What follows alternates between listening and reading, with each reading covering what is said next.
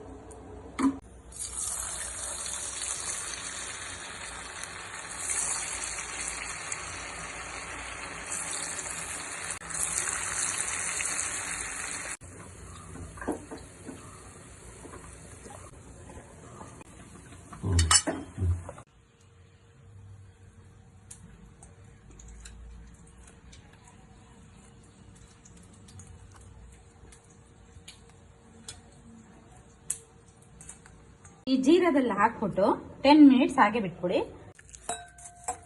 ಸಕ್ಕರೆ ಪಾಕ ಜಾಸ್ತಿ ಇರಬಾರ್ದು, ಇಷ್ಟೇ ಇರಬೇಕು. ಯಾಕಂದ್ರೆ ಟೇಸ್ಟ್ ಆಗಿರುತ್ತೆ. ಪಾಕ ಜಾಸ್ತಿ ಮಾಡಿದ್ರೆ ಜಾಮೂನ್ ತರ ಆಗ್ಬಿಡುತ್ತೆ. ಹಂಗಾಗಿ ಸಕ್ಕರೆ ಪಾಕ ಇಷ್ಟೇ ಇರಬೇಕು. ದ್ರಾಕ್ಷಿ, ಗೋಡಂಬಿ, ಬಾದಾಮಿ ಆ್ಯಡ್ ಮಾಡ್ಕೊಳ್ಳೋಣ ಈಗ ಸ್ವೀಟ್ಗೆ. ಕ್ಯಾರೆಟ್ ರವೆಯಿಂದ ಟೇಸ್ಟಿಯಾದ ಸ್ವೀಟ್ ರೆಡಿ. ನೀವು ಒಂದ್ಸತಿ ಟ್ರೈ ಮಾಡಿ, ತುಂಬಾ ಟೇಸ್ಟ್ ಆಗಿರುತ್ತೆ.